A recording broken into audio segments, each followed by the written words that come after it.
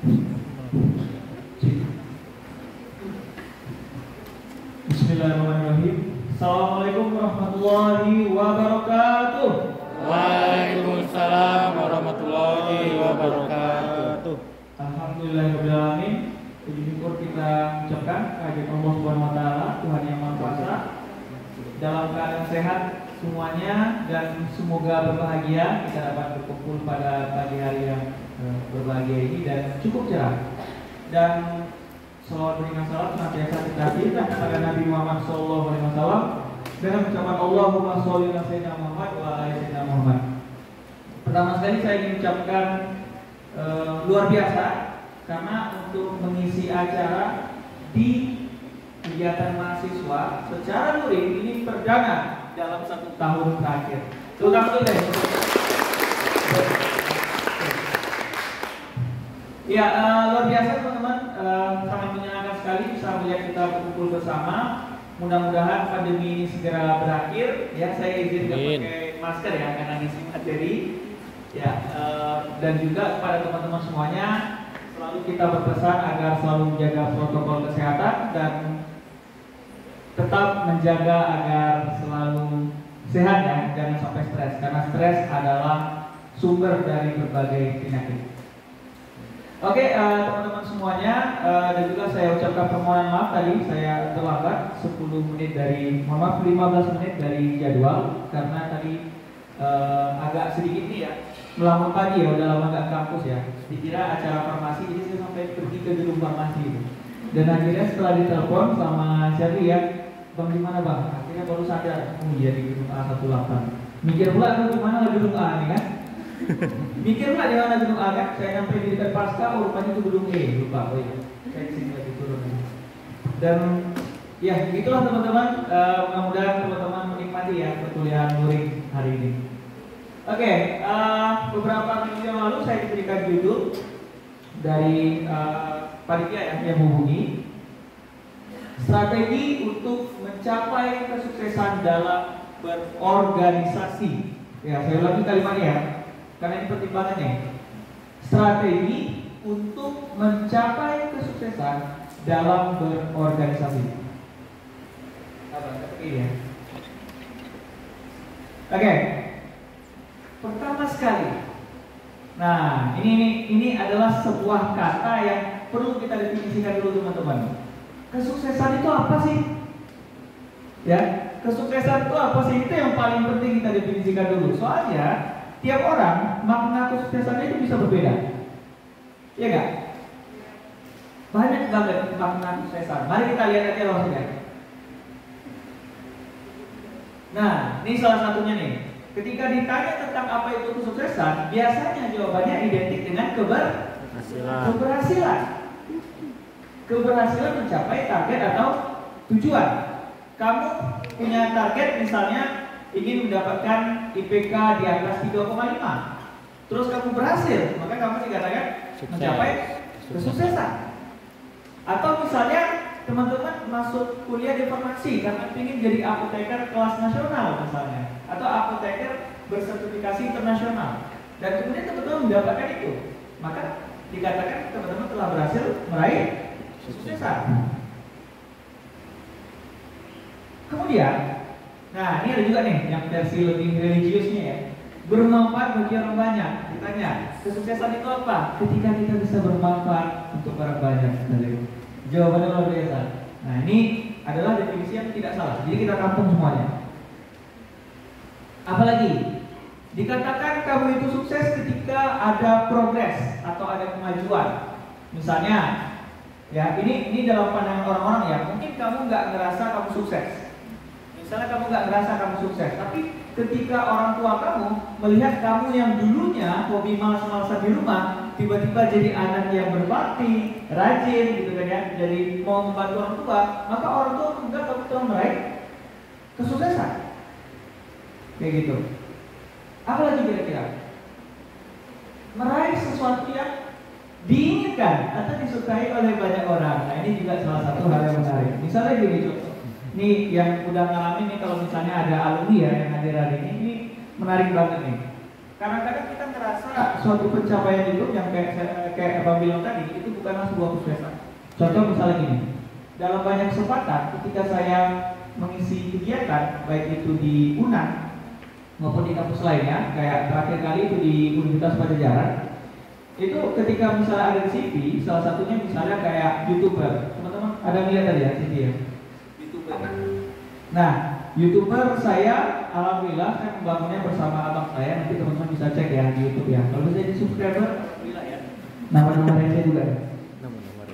Nama YouTube saya itu Mania OP, tentang teori prediksi review anime One Piece. Alhamdulillah hari ini sudah lebih 150.000 subscriber.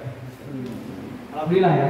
Nah, itu adalah kalau menurut saya, kalau ditanya apa sih pekerjaan, kalau pekerjaan itu adalah sesuatu yang menghasilkan uang, maka saya berani menyebut itu YouTube. Terus kalau staf ahli gimana bang? Staf ahli DPRD Sumbar gimana bang? Kalau fungsinya bagi saya itu simple, itu satu aja. Kalau ada yang nanya, satu, gunanya ya, satu, kalau dia seandainya ditanya sama calon ketua. Dua, kalau seandainya ditanya sama orang-orang jurusan, kayak gitu. Kamu kerja di mana? DPRD Sumbar. Keren. Padahal kalau dihitung-hitung duit, sepersekian YouTube cuma, sepersekian. Tapi bagi, mohon maaf ya, bagi orang-orang kampung berseragam itu sukses.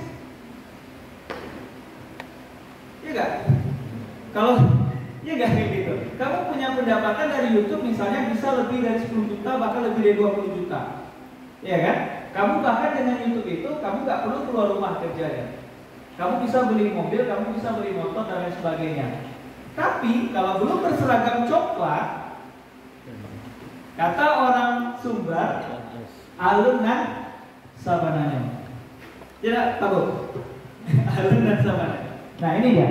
Jadi oleh karena itu kita sengaja ambil 4 definisi sukses ini, kita tampung kira-kira apa yang menjadi perspektif orang-orang dan bagaimana nanti kaitannya dengan organisasi. Sudah dapat ya? Ini kira-kira definisi kesuksesan yang versi populer. Mungkin kalau ada yang punya versi tersendiri, misalnya kesuksesan itu adalah ketika kamu memilihku. Nah, itu lain cerita lagi ya. Itu tidak kita cantumkan ya, itu sangat subjektif. Oke. Nah, ini yang kedua nih, perlu tahu kita. Organisasi itu apa sih? Apa itu organisasi? Jadi nggak sembarang aja ya. Nah, yang pertama, sekumpulan orang. Kalau cuma kamu sendiri, ya, apakah secara keberadaan atau secara kerja itu bukan organisasi namanya, ya. Jadi dia harus kumpulan orang, bisa 10 orang, bisa 100 orang, 1000 orang dan sebagainya. Memiliki tujuan. Memiliki tujuan. Nah, saya tanya dulu nih, siapa yang mau jawab nih? Selain Pak Gubernur ya, apa tujuan dari BMKM Farmasi? Ayo. Ayo, ada yang bisa jawab. Selain Pak Gubernur ya. Apa tujuan BMKM Farmasi? Ayo, silakan. Ada yang berani ngomong pagi ini? Iya, silakan. Ini siapa nih? Oke. Sebutkan nama, langsung sampaikan ya. Wakil ya? Bicara penakan nama tujuan umum dan informasi itu tidak lain ialah mensejahterakan KBMF atau keluarga besar mahasiswa farmasi. Itu satu. Oke, tepuk tangan dulu ya untuk Pak Wakil Gubernur kita. Oke, luar biasa. Panggilannya Hafiz. Oke, Hafiz. Ya, menarik ya. Tujuannya adalah apa tadi? Mensejahterakan keluarga besar mahasiswa farmasi UNAN. Oke, menarik. Berarti sudah memiliki tujuan. Memiliki aturan. Ada nggak BMKM Farmasi ini memiliki semacam aturan? Misalnya kayak undang-undang atau ADRT. Ada ya? Ada. Next, memiliki struktur. Nah, ini juga salah satu ciri khas dari organisasi. Ada ketua, ada wakil, ada koordinator, ada anggota. Ya, kalau misalnya semuanya sama, tidak ada struktur, itu namanya kumpulan.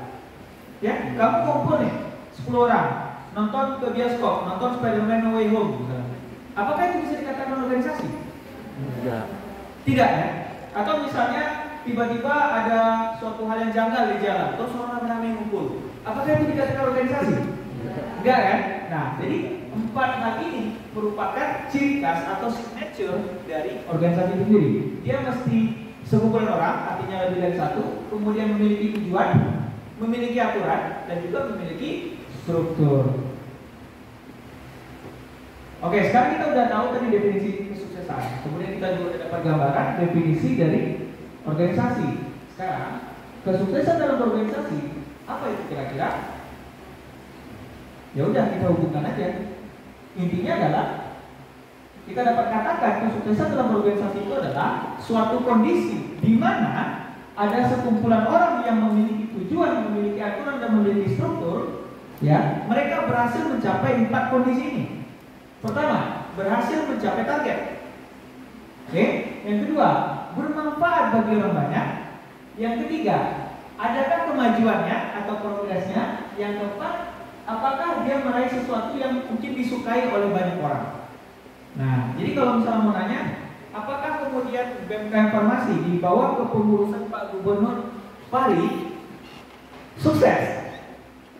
Nah, teman-teman bisa menilainya berdasarkan 4 indikator ini. Cukup jelas? Jelas ya?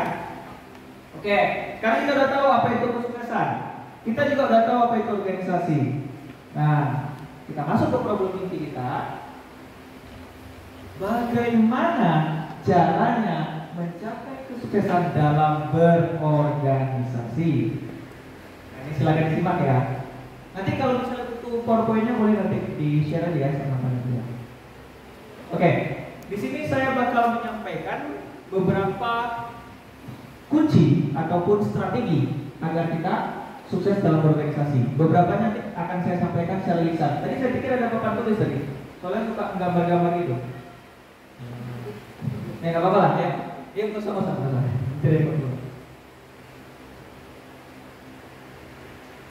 Rule number 1. Peraturan yang pertama, kalau kamu ingin sukses dalam organisasi, ketahui tujuan dengan benar, sinkronkan, lalu pertahankan sampai akhir. Oke, saya coba kupas satu persatu. Pertama, ketahui tujuan dengan benar. Ada kata-kata dengan benar. Jadi ternyata ada yang salah ya cara mengetahui tujuan itu ya. Nah, gimana caranya? Ada 2 macam. Yang pertama adalah tujuan pribadi masing-masing anggota. Itu yang pertama. Yang kedua adalah tujuan bersama organisasi. Oke, saya ulangi ya. Tujuan di dalam organisasi itu ada 2. Yang pertama tujuan pribadi masing-masing anggota, dan yang kedua adalah tujuan bersama di organisasi. Nah, sekarang bagaimana cara kita mengenali tujuan ini?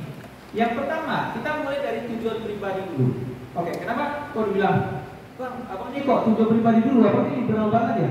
Nah, dalam perspektif saya, dalam cara pandang saya, sebelum kita berbicara tentang kelompok, sebelum kita berbicara tentang organisasi, urus dulu pribadi kita. Itu poin pertamanya. Nah, bagaimana cara kita mengenali tujuan kita pribadi? Coba tanyakan dengan satu pertanyaan. Apa tujuan Anda berorganisasi? Apa tujuan Anda masuk BEM Farmasi? Itu dulu tanyakan ke diri Anda. Bukankah waktu oprek itu ya pertanyaan awal, Pak Wapres, Pak Wapres, Pak Wagub? Iya kan? Apa tujuan Anda berorganisasi? Apa tujuan Anda mendaftar di kepengurusan BEM Farmasi? Itu pasti menjadi pertanyaan pertama.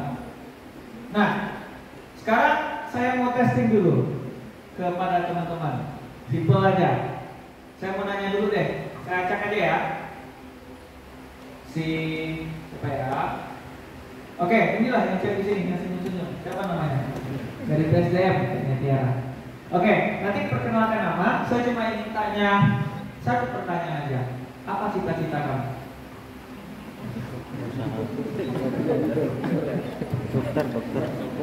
Dokter. Menyampaikan nama saya Tiara Ramadhani, panggilannya Tiara dari STM. Pertanyaannya cita-cita saya, cita-cita saya sebenarnya jadi apoteker yang sukses. Amin. Oke, tepuk tangan dulu ya. Oke. Terima kasih Tiara. Seperti itu kita yang umum di farmasi ya. Apotek yang sukses. Oke. Luar biasa. Ada lagi yang ingin memberikan cita-cita berbeda? Silakan dari sini lah ya. Dokter. Oke lah, ini zona yang pakai masker umum. Silakan. Pertanyaan sama. Apa cita-cita Anda? Silakan nama dulu ya.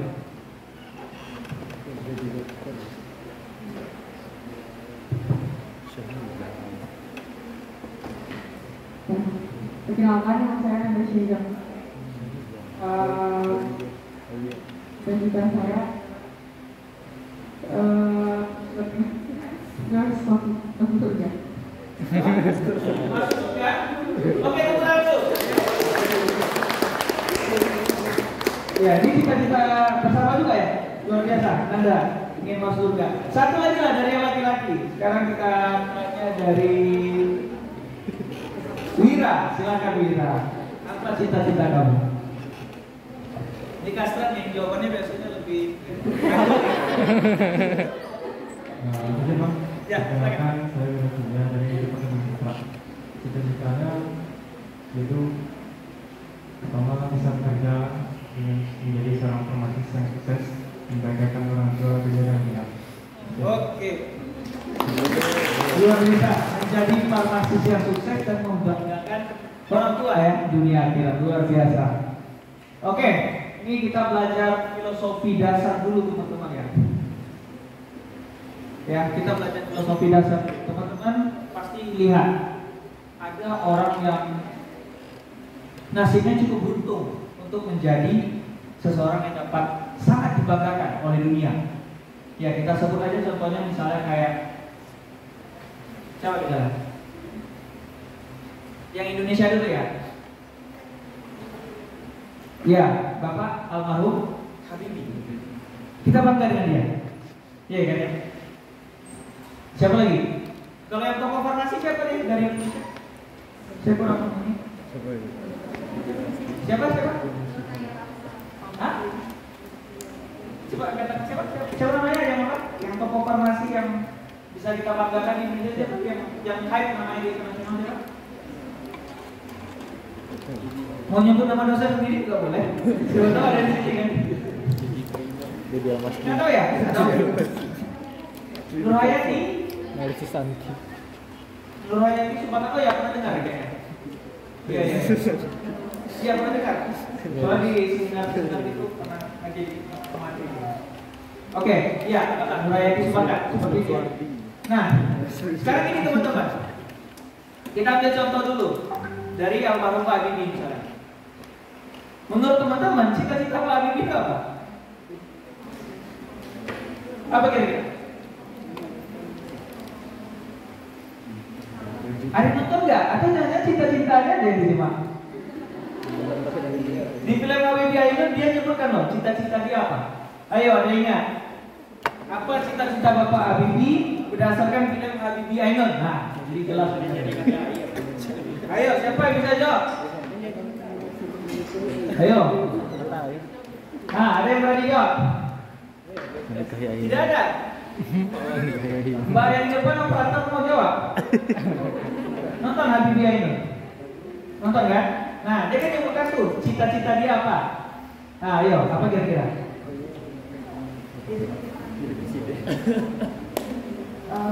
Bang, izin perkenalkan nama saya Virasina dari JRI. Bikin pesawat. Bikin? Pesawat. Bikin pesawat? Ya. Oke, thank you. Berarti kira-kira 50% menyimak lah kira-kira. Oke, Habibie itu bilang cita-cita dia adalah ingin membuat pesawat untuk Indonesia. Ingin membuat pesawat untuk Indonesia. Oke, itu contoh yang satu. Kita ambil contoh yang lain. Apa misalnya? Contoh yang lain. Tokoh sejarah misalnya. Tokoh sejarah misalnya. Teman-teman tahu Nobunaga? Nggak tahu ya? Kaisar Jepang ya? Ya udah deh, gue tanya yang anime aja deh. Kalau nggak tahu, gue tanya anime aja deh. Naruto tahu? Tahu. Apa cita OKG.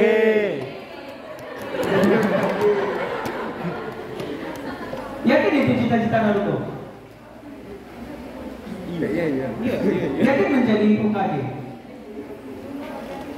Iya. Yakin? Iya. Nah itu ya, berteman dengan. Masa iya? Berteman dengan para biju. Yakin cita-cita Naruto jadi UKG? Persatukan para biju. Apa? Kenapa? Betul. Cita-cita Naruto itu mempersatukan seluruh klan. Itu cita-cita dia. UKG itu sebutan dia. Sebutan dia. Oke. Nah, terus banyak contoh-contoh lainnya teman-teman. Dalam suatu wawancara, Elon Musk, orang terkaya di dunia hari ini, ketika ditanya, cita-cita kamu apa? Apakah dia bilang jadi bos perusahaan elektronik Tesla? Tidak. Apakah dia mengatakan saya ingin jadi pengusaha? Tidak. Apakah dia mengatakan dia ingin jadi orang terkaya di dunia? Tidak. Tidak pernah jadi cita-cita dia. Atau misalnya Bill Gates, ketika ditanya apa cita-cita dia, apakah dia jadi orang terkaya di dunia waktu itu? Tidak. Bill Gates, cita-citanya impiannya sederhana. Saya ingin agar setiap orang di dunia ini memiliki desktop atau komputer. Itu cita-cita Bill Gates. Elon Musk, apa cita-citanya?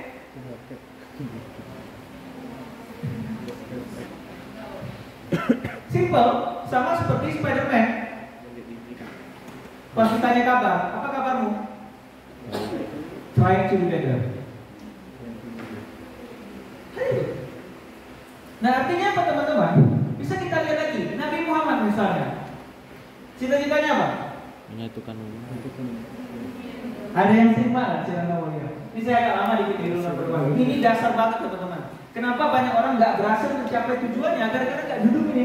Dia nggak tahu pasti tujuannya apa dan bagaimana caranya membuat tujuan.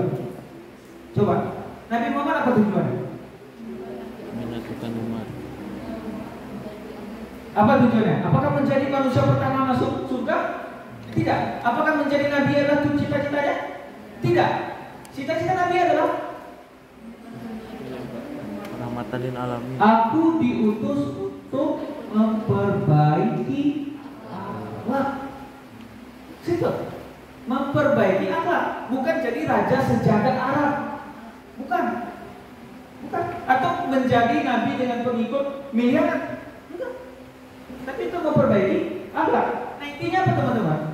Intinya adalah biasanya orang-orang akan menjadi besar atau bahkan sangat besar, mulia kedudukannya di dunia ini. Ya kalau di akhirat itu tergantung kepercayaan teman-teman ya. Nah, akan mulia kedudukannya, mudah-mudahan di dunia dan di akhirat, karena dia memiliki tujuan yang sifatnya adalah verbal, kata kerja. Saya sering menemukan di sekitar saya ataupun di TV juga kita bisa lihat ya. Ketika kita tanya orang-orang yang memang sudah mencapai kesuksesan, jawaban mereka biasanya cita-cita mereka itu bukan dalam bentuk saya ingin jadi dokter. Ini mohon maaf ya, saya bukan menyalahkan cita-cita teman-teman. Tapi coba pertanyakan lagi, apakah memang itu? Atau saya bercita-cita ingin jadi pengacara? Enggak teman-teman, bukan. Rata-rata orang besar ketika ditanya cita-cita, simple, misalnya jawabannya kayak gini, saya ingin membahagiakan orang tua. Membahagiakan kata kerja. Saya ingin membantu mengurangi angka kemiskinan. Itu juga kata kerja. Apalagi misalnya, saya ingin membantu agar setiap orang hidupnya lebih mudah. Itu kata Nabi Makarim ketika dia mendirikan Gojek. Saya ingin membantu orang-orang agar hidupnya lebih mudah. Life is more easy. Nah, cara kita mengetahui tujuan kita dan cara kita menetapkan tujuan kita adalah, kata kunci yang pertama adalah lekatkan pada tindakan, bukan label, bukan possession atau kepemilikan. Kenapa? Kalau seseorang hari ini sudah bercita-cita untuk menjadi anggota legislatif, maka dia akan berusaha menggunakan cara apapun untuk mendapatkan status itu. Aku ingin jadi presiden dengan cara apapun, dengan cara menyogok, menyuap dan lain sebagainya. Tidak peduli halal atau haram. Itu kalau seandainya cita-cita kita sematkan dengan yang namanya profesi. Jadi, ini berdasarkan penelitian psikologi juga ya. Jadi, saya sangat menentang hal itu dan mungkin ribuan atau bahkan jutaan orang menentang itu di seluruh dunia bahwa hari ini kurikulum kita harus diperbaiki. Pertanyaannya, apa cita-cita Anda? Bukanlah profesi, tapi apa yang ingin Anda lakukan untuk dunia ini. Itulah cita-cita yang paling kuat teman-teman. Dan yakinlah, kalau Anda memiliki itu, Anda akan konsisten sampai akhir. Misalnya, ada yang bercita-cita jadi ketua KPK atau bercita-cita jadi anggota KPK. Ternyata tiba-tiba KPK hari ini sudah masuk ke dalam tubuh pemerintahan atau eksekutif. Gajinya turun dari 25 juta sekarang paling cuma 6 juta setara sama PNS. Cita-cita bisa berubah kalau sifatnya adalah jabatan atau berubah. Tapi kalau cita-citanya adalah tujuan, tindakan, yakinlah itu akan sangat kuat. Coba praktekkan kalau kalian. Coba praktekkan ya. Anda temukan tujuan apa yang ingin Anda lakukan terhadap dunia, terserah. Sesimpel apapun terserah. Ya, bayangkan seorang muslim apa kira-kira coba cita-cita tertingginya? Masuk surga? Yakin? Apakah Nabi kita mengajarkan bahwa tujuan umat Islam itu adalah masuk surga? Berguna bagi yang Ini saya sedikit religius ya. Walaupun hafalan saya baru 2 juz ya. Tidak hafal situ. Oke. Cita-cita tertinggi seorang umat Islam simple. Mengejar ridho Allah. Tanyalah ke semua ustaz. Mau tanya, terserah. Mau tanya ustaz manapun. Mau yang mazhabnya Syafi'i, Hambali, Hanafi, yang dekat masjid rumah Anda, simple coba tanya. Apa tujuan umat Islam? Mencari ridho Allah. Masuk surga itu akan ikut. Kalau Allah ridho sama kita masuk ke dalam surga. Kun fayakun. Asik, ini ceramah agama lagi. Iya kan? Boleh kalau saya salah boleh dikritik ya. Saya okay. Salah itu silakan dikritik. Itu dia pertama, tujuan pribadi. Kita harus tahu dulu bahwa tujuan Anda ini adalah sesuatu yang berbau tentang tindakan. Kemudian tujuan bersama atau organisasi. Bagaimana cara kita merumuskannya?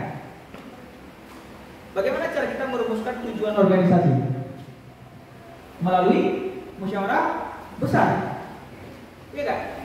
Melalui musyawarah besar. Atau kalau misalnya pada saat pemilu, para kandidat akan menyampaikan visi misinya. Clear? Clear. Kemudian sinkronkan. Oke, kita udah tahu tujuan pribadi, kemudian kita udah tahu tujuan organisasi. Coba sinkronkan.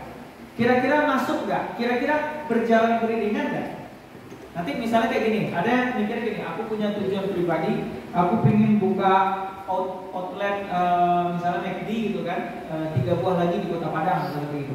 Terus masuk organisasinya apa? BMK Informasi, masuk nggak? Kalau saya kurang tepat, mungkin masuk IMI gitu ya, atau masuk KOMA gitu ya, mungkin ada jalurnya, kayak itu. Jadi coba Anda cari tahu tujuan Anda ketika Anda misalnya sebagai seorang pengurus pejabat presidium misalnya, cari tahu anggota Anda itu tujuannya apa.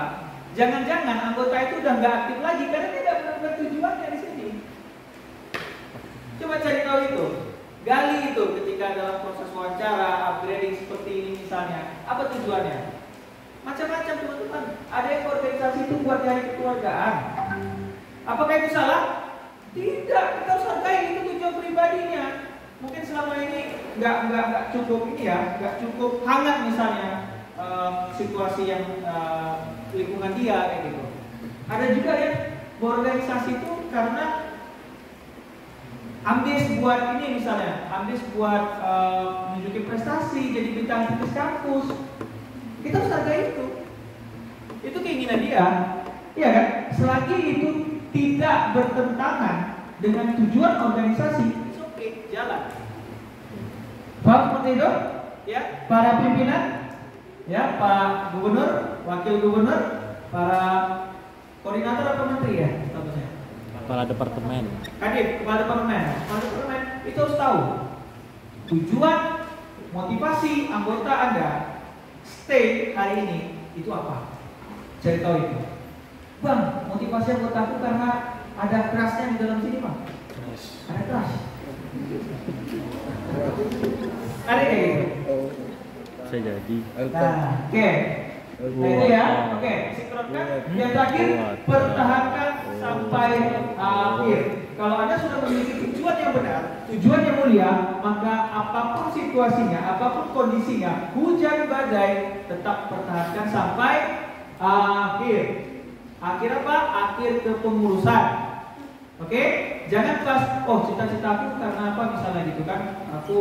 Awalnya aku ingin jadi pengurus yang hebat, aktif, misalnya kayak gitu, legendaris. Tiba-tiba di pertengahan jalan, amalnya mah, aku kata magia usulan, tak nyadangkan loh, instruksinya ini yang ke awal tak dia di pulang. Jangan patah arah, ya. Jangan putus asa, tetap semangat. Clear, teman-teman? Clear ya? Rule number 2. Ketika Anda berada dalam sebuah organisasi, bertindaklah dan berpikirlah sebagai tim, bukan sebagai pribadi. Ini maknanya agak sedikit dalam ya. Jadi misalnya kayak gini, ketika Anda misalnya mengerjakan sesuatu, taruhlah mengantarkan surat ke Hima misalnya, atau Anda sedang mengajukan proposal pendanaan ke kampus atau ke fakultas, Anda bertindaklah sebagai tim. Yakinkan diri Anda bahwa hari ini Anda bertugas ke dekanan adalah sebagai representasi BEM farmasi.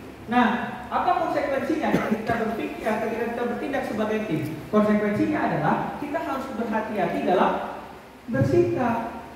Anda ngomong memakai seragam itu yang keren itu, kalau ada lebih satu boleh ya, Anda memakai seragam itu pergi ke PKM, ya. Ketika Anda melakukan kesalahan, orang pengen berbuat tanpa informasi, kena nama organisasinya. Paham itu?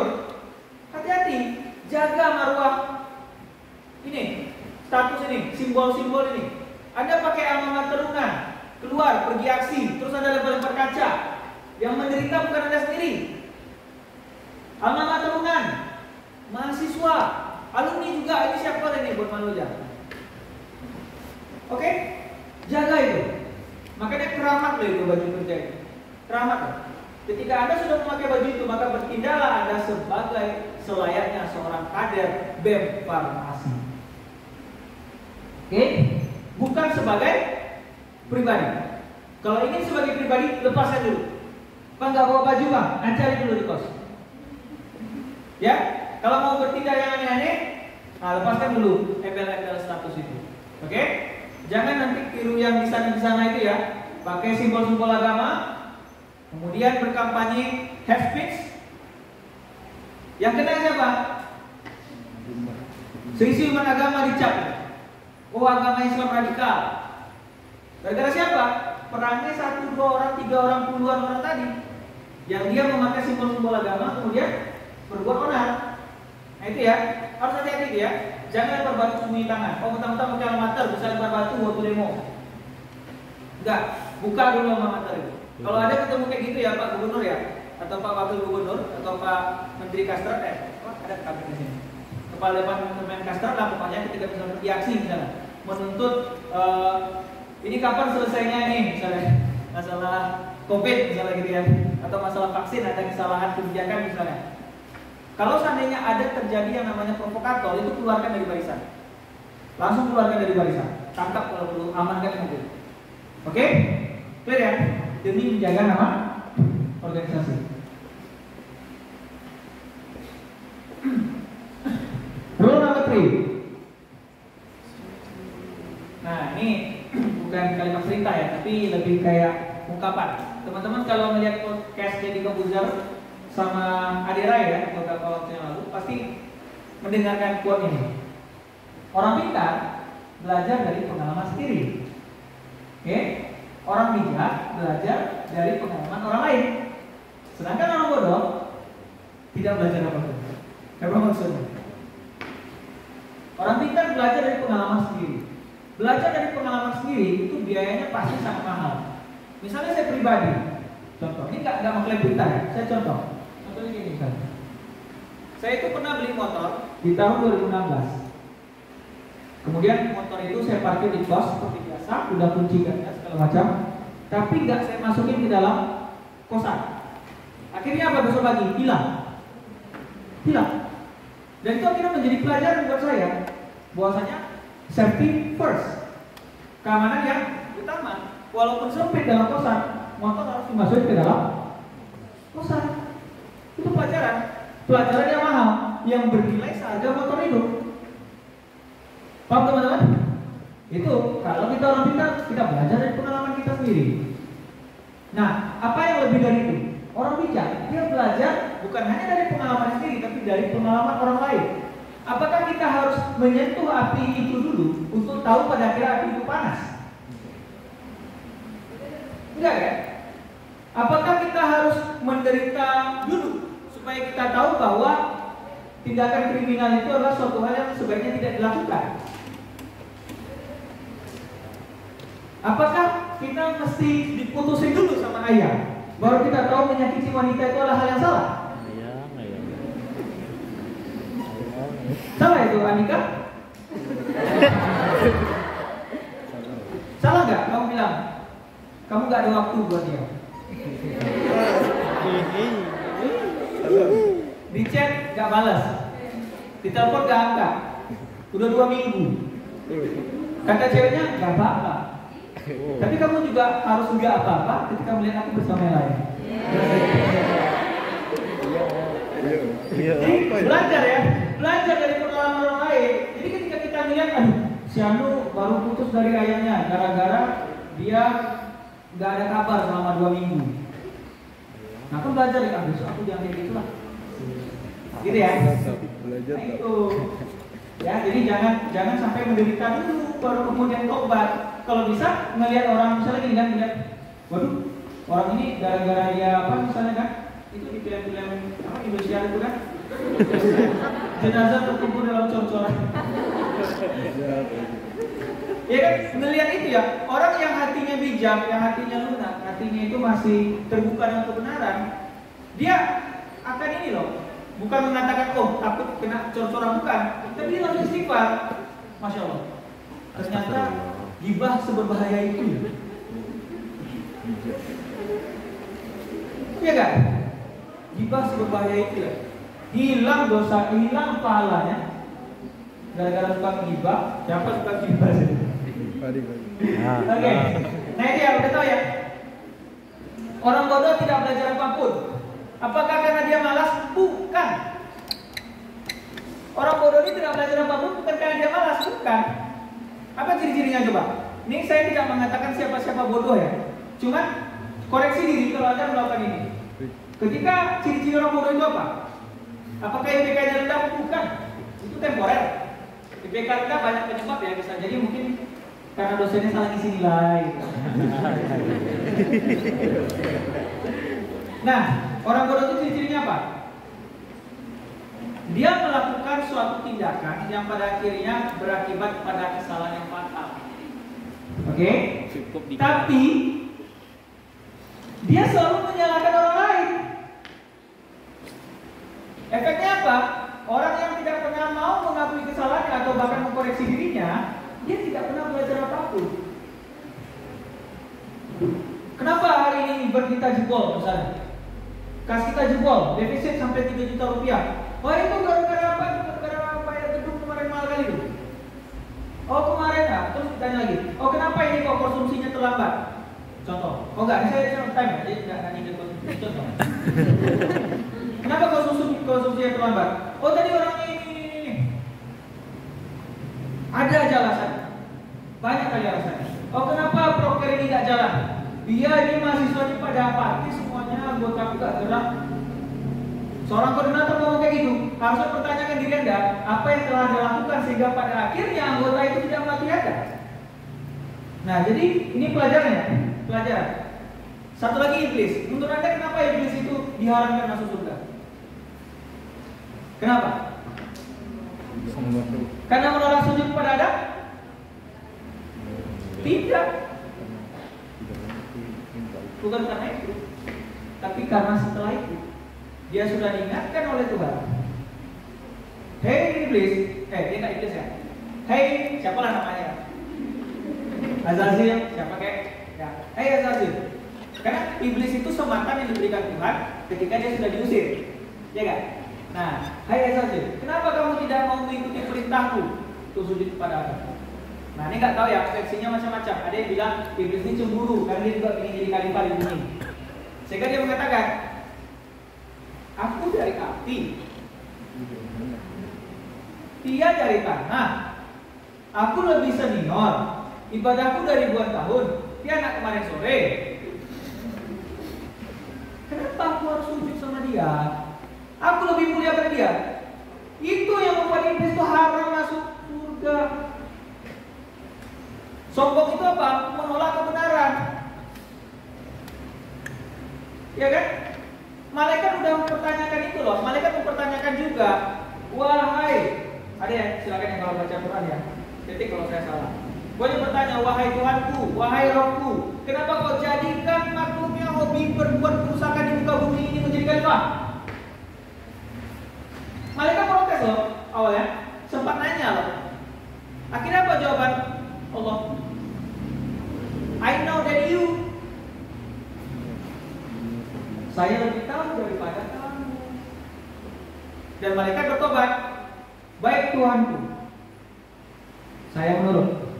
Nah, ini pelajaran teman-teman, ya. Ini untuk koreksi diri ya. Orang yang pintar tidak pernah merasa dirinya paling pintar. Justru dia akan rendah hati untuk belajar dari siapapun. Orang yang paling alim, orang yang paling terpelihara agamanya, justru dia tidak pernah memandang orang lain lebih rendah daripada dia. Dia akan terus mengajak kepada kebaikan tanpa mengkafir-kafirkan orang lain. Dia akan terus mengajak orang untuk beribadah tanpa harus menganggap pelacur itu pasti masuk neraka. Nabi Musa aja dikritik loh, gara-gara tidak mau menerima pertobatannya si pelacur di masanya. Paham maksudnya? Ini saya ya, karena serius. Paham maksud saya? Ya, lunakan hati Anda untuk terus belajar. Tidak ada jaminan Anda seorang IPK 3,9 terus Anda merasa Anda yang paling pintar. Belum tentu ketika pangkat Anda sebagai gubernur, ketua DLM, dan sebagainya atau presma sekalipun, kebijakan Anda akan selalu benar. Enggak, Anda harus terbuka dengan masukan, Anda harus terbuka dengan kritik, Anda harus terbuka apabila Anda diingatkan kepada kebenaran. Sholat yuk. Oke, mungkin Anda bukan tipe orang yang rajin sholat misalnya. Ya, kalau saya pribadi nih, kadang-kadang saya ada juga malas sholatnya, kadang-kadang. Jadi itu begini ya. Nah, kadang-kadang saya agak malas sholatnya. Saya lagi main game nih, hampir final. Kalau ibaratnya main Mobile Legends juga turret yang terakhir tuh. Sholat yuk, ya kan? Ya kan dongkol sebenarnya kan, lagi main kan. Tapi upayakan lunakan hati, jangan dongkol terhadap orang yang mengingatkan kepada kebenaran. Ya silakan duluan, ya. Silakan duluan. Nanti aku nyusul. Paham sampai di situ? Ya, oke. Tetap jaga diri Anda agar tetap humble. Karena kalau Anda sekali Anda sombong, Anda akan menjadi orang. Kalau Anda sombong. Next. Rule number 4. Apapun yang terjadi, jangan sampai keluar dari aturan. Ya, apapun yang terjadi, jangan sampai keluar dari aturan. Tapi ada disclaimer-nya. Jika terpaksa melanggar aturan, lakukan seperlunya saja. Lalu pertanggungjawabkan. Apa maksudnya? Misalnya gini, contoh. Anda diminta untuk hadir jam 7 pagi di gedung A18. Oke. Terus kemudian ketika Anda jalan dari kos sampai ke sini, ternyata nauzubillah ya, misalnya ada orang kecelakaan di Pasar Baru. Dan Anda sedang menolong dia untuk bangkit dari kecelakaan itu, sehingga menyebabkan Anda terlambat. Secara substansi prosedural Anda melanggar aturan karena Anda terlambat. Tapi keterlambatan Anda tadi perlu nggak itu dilakukan? Perlu, karena waktu itu jalannya lagi sepi. Kalau Anda nggak tolong, siapa yang menolong? Itu ibu-ibu, kasihan. Iya kan? Nah, maka akan ada keringanan. Tapi dengan catatan pertanggungjawabkan. Akui kesalahan Anda. Mohon maaf saya terlambat. Kenapa terlambat tadi? Sampaikan. Jangan dibuat-buat. Ban kempes. Tiap hari ban kempes. Jangan sekarang. Yang pertanggungjawabkan ya. Kadang-kadang kita juga harus ini loh, melanggar aturan. Kadang-kadang ya, dalam kondisi tertentu. Rule number 5. Manfaatkan setiap masalah yang hadir sebagai kesempatan untuk melatih diri. Teman-teman, kalian masuk organisasi itu tidak akan lepas dari yang namanya masalah. Gak ada istilahnya kayak masuk organisasi gak dapat masalah. Gak ada. Saya ulangi lagi ya. Buat teman-teman yang mungkin hidupnya hobi menghindari masalah, agak salah tempat masuk organisasi. Di organisasi itu semua yang ada masalah. Saya mencontoh ya. Teman-teman tahu pekerja yang dieksploitasi? Tahu ya? Dia dapat gaji? Dapat, tapi kecil. Ya kan? Dia kerja kan? Kerja. Kasihan dong. Atau pedagang misalnya, dia jual beli misalnya. Tapi karena harga jatuh, harga minyak goreng jatuh misalnya, rugi dia kan? Rugi. Oke. Apalagi? Budak, tahu budak? Zaman sekarang nggak ada perbudakan ya. Budak dikasih makan? Dikasih. Dia kerja? Kerja. Dikasih gaji nggak? Nggak. Nah sekarang coba lihat apa yang dilakukan di organisasi. Anda kerja? Anda dibayar? Anda bayar pula kan? Bayar uang kas? Lebih mahal pada budak. Coba ulang lagi. Anda kerja? Dikasih deadline kan? Disuruh-suruh kan? Oke. Anda digaji nggak? Terus Anda ngebayar kan? Nah, saya bukan provokator ya Pak. Artinya apa? Artinya berada di sini saja Anda sebagai anggota organisasi, Anda sudah mencari masalah sebenarnya. Tugas dari orang tua apa? Hei nak, kamu diutus ke Universitas Andalas untuk belajar, kuliah. Tapi Anda masuk organisasi karena ada pilihan yang ingin Anda raih. Ada sesuatu lebih dari sekedar kuliah yang menurut Anda bisa Anda dapatkan di sini. Nah itu dia poin. Jadi ketika Anda berada di organisasi, ketemu masalah. Bang, kami ngangkat acara bang, taruhlah media farmasi. Berapa total anggaran? 50 juta. Berapa duit kita yang tersedia? Kas ada agak 10 juta. Oke. Donasi berapa? Ada agak 15 juta. Bantuan dari rekanan berapa? 5 juta. Berapa total 30 juta? Berapa kurang 20 juta? Dari mana 20 juta dicari? Masalah kan? Gak ada acara mahasiswa itu gak kurang uang teman-teman. Itu gak acara mahasiswa namanya kalau uangnya gak kurang. Pasti kurang. Mungkin gara-gara beli snack saya ini kurang ya. Saya bisa gak? Gara-gara ini. Kalau kurang kan boleh. Dia bisa nanti karena kurang. Nah itu. Jadi setiap masalah yang datang, mindsetnya adalah ini kesempatan untuk melatih diri. Melatih diri itu apa? Misalnya Anda menghadapi anggota yang sering ya Pak Wagub ya, anggota yang hilang timbul, menguji kesabaran. Sabar, Masya Allah. Nah itu ujian kita. Ujian itu apa? Melatih diri kita untuk sabar, melatih diri kita untuk komunikatif. Oh besok caranya supaya dia mau diajak bahasa saya harus lebih halus ya. Jadi improve setiap saat, improve. Iya kan? Ada nggak di sini yang kadang-kadang ngangkat acara defisit sampai harus jualan risol? Itu umum di BEM. Atau misalnya kalau saya pribadi misalnya, saya itu orangnya suka malas kalau udah besar. Ini saya pribadi ya, saya malas dalam besar kayak suruh jual-jual saya malas. Tapi saya punya cara lain. Saya suka sponsorship. Saya suka untuk bernegosiasi untuk mendapatkan bantuan. Itu sejak SMA ke Chevron misalnya. Itu sangat senang sekali. Ketika saya ngangkat acara Pekan Andalas, kan saya sebagai ketua, saya sangat suka sekali pergi ke Bank Indonesia, ke PT Sukafajar, ke Semen Padang, Bandar dan sebagainya, melobi mereka supaya memberikan bantuan. Nah, Itu adalah bagian dari kita untuk melatih diri. Pasti salah, pasti.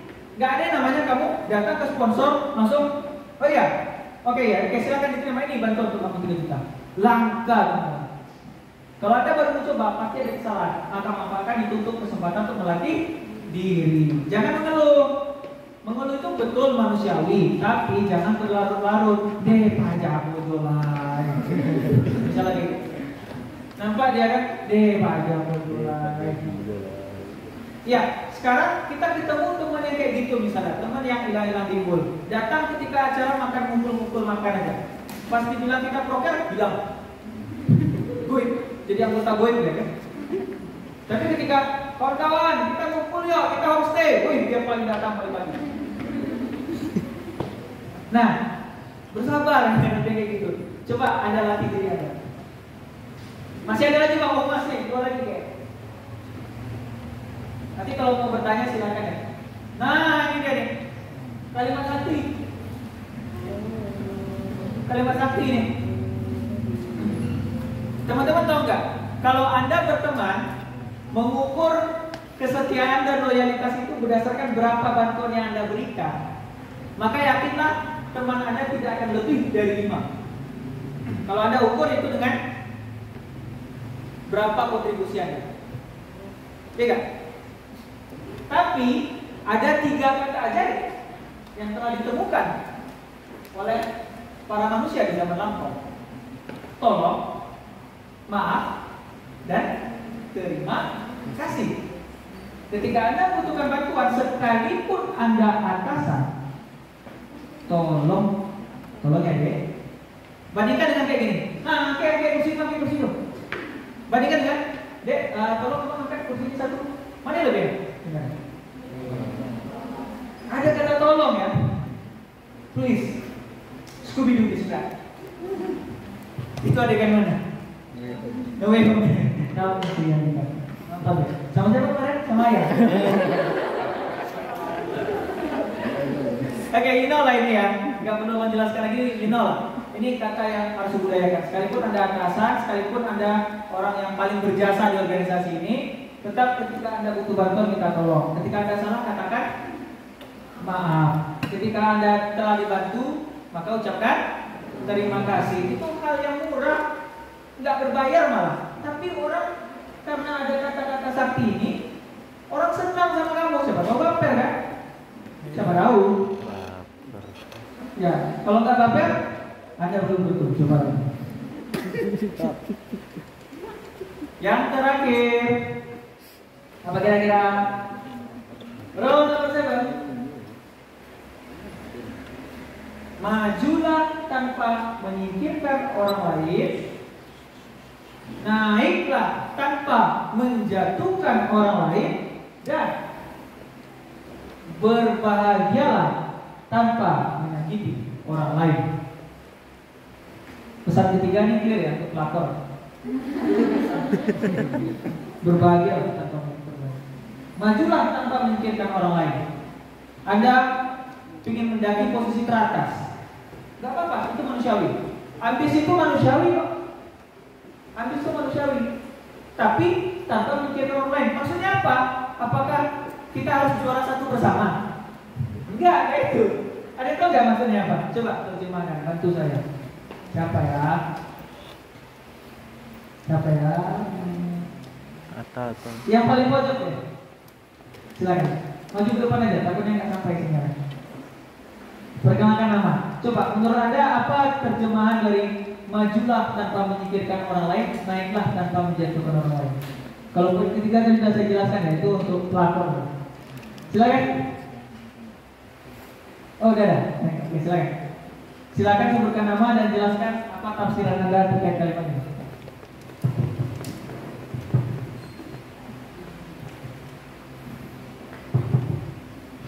Baiklah. Sebelumnya perkenalkan nama Huda Fitri dari Departemen. Maksud dari Ya, silakan. dari kata majulah tanpa menyingkirkan orang lain, naiklah tanpa menyingkirkan orang lain. Berarti kita dalam organisasi ini sama-sama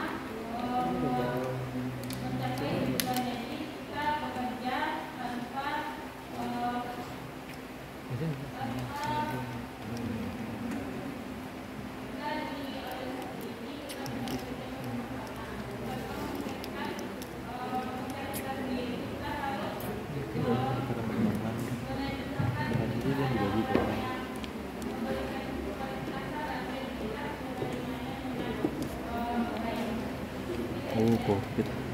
Oke, tepuk tangan untuk Hafizah. Luar biasa jawabannya.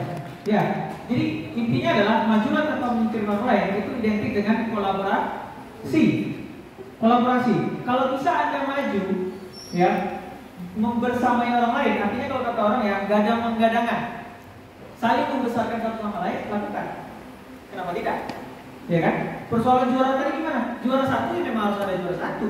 Besok kita seleksi KDMI, ini promo dikit ya. Seleksi KDMI, teman-teman yang kompetisi debat nasional Indonesia itu pendaftaran gratis diadakan oleh UNAN. Ada hadiahnya loh, duit, sertifikat, medali, piala. Lumayan. Kalau Anda terberuntung, Anda akan terpilih menjadi delegasi mewakili UNAN untuk mengikuti kompetisi tingkat wilayah. Ya, silakan teman-teman lihat di KDMI_UA ya, nanti di follow ya. Nah, jadi kolaboratif itu kata kuncinya. Kemudian naiklah tanpa menjatuhkan orang lain. Gak perlu kamu ngegibahin orang lain, gak perlu kamu nyeritain orang lain itu buruk supaya kamu dianggap baik. Pernah gak dengar konsep pick me girl atau pick me boy? Apa contohnya? Aku tuh bukan orang yang ala-ala drakor-drakor gitu ya. Apa ya, minyi-minyi itu gak jelas. Pernah gak ketemu orang kayak gitu? Kalau cuma sebatas itu oke, tapi biasanya akan diikuti dengan kalimat yang merendahkan orang lain. Apa sih? Cewek ini gini, mending ikut nonton bola. Ada yang kayak gitu nggak? Atau yang cowok misalnya? Apa sih dia cowok ini dia pakai skincare? Ada nggak yang udah lemes kayak gitu? Lemes. Skincare itu cowok wajar nggak? Ya. Wajar aja ya. Oh iya, panas ini promotor obat tuh. Ya wajar, kalau Anda tinggal di tempat yang panas, wajar pakai skincare. Ini bukan berarti saya pakai skincare ya. Atau ada yang bilang kayak gini loh. Apa lo pakai skincare? Aku air wudhu aja cukup. Iya lu ganteng, lu cakep, iyalah. Lu ngomong kayak gitu kan? Kita yang baru sebentar di A18 udah buring ini, udah ada berminyak ini. Nggak bisa ngomong kayak gitu. Ya, jadi budayakan. Jangan jadi orang yang suka ngegibahin orang lain ya, atau kayak memframing orang lain buruk, itu jangan ya. Udah urus aja diri masing-masing dah. Anda suka pakai skincare, pakai. Anda nggak suka pakai skincare, nggak usah pakai. Nggak ada maksanya kok. Ya, nggak ada maksanya kok. Tapi kalau saya kata-katain orang yang pakai skincare, itu lebih banget bawa banyak banget skincare-nya. Aku aja cuma modal air wudhu aja. Nah, salah kok nih, pasti ngebebanin orang tua. Ya orang tua dia urusan dia, bukan urusan kamu. Orang tua dia mampu beli dia kok, ya masalahnya. Ya kan? Jangan jadi julid deh. Ya, kecuali kalau misalnya itu berkaitan sama urusan organisasi. Oh ini ketuanya foya-foya nih. Ketuanya foya-foya sama Birkas. Beli-beli yang nggak penting. Oke, itu bisa dikritik karena itu adalah urusan umat. Anda ingin mengkritik presiden, jangan. Kalau Anda mengkritik presiden, jelas oh presiden ingin jadi ibu kota ini banyak sesara. Nggak apa-apa. Tapi kalau diurus pula, oh ini presiden melihara cebong. Apa urusan Anda sama cebong dia? Gak ada kan? Makanya jadi orang itu Anda boleh mengkritik pimpinan karena posisi dia sebagai pejabat. Anda nggak usah ikut-ikutan urusan pribadi dia. Ngapain dikata-katain dia bilang Al-Fatihah, Al-Fatihah? Ngapain dikata-katain? Orang Solo kayak gitu kok. Kadang kayak I itu jadi E ya. H jadi K. Saya sering jumpa kayak gitu kok. SBY aja bilang Indonesia, Indonesia. Kayak gitu ya. Jadi jangan urus hal-hal yang pribadi, itu tendensius namanya. Bedakan ya, kritik sama tendensius itu beda. Ya, kalau kritik itu Anda fokus pada kebijakannya, Anda fokus pada pilihannya, Anda fokus pada tindakannya, Anda fokus pada omongannya sebagai wakil rakyat. Tapi kalau tendensius, Anda memframing buruk atau kalau bahasa undang-undang ITE-nya hate speech. Paham sampai situ? Oke, itu dari saya. Terima kasih buat teman-teman semuanya. Tepuk tangan untuk kita hari ini. Ya, thank you. Senang bersama semuanya. saya kembalikan kepada moderator. Kalau masih ada waktu kita buka sesi tanya jawab. Terima kasih. Saya kembalikan pada Sherly. Assalamualaikum warahmatullahi wabarakatuh.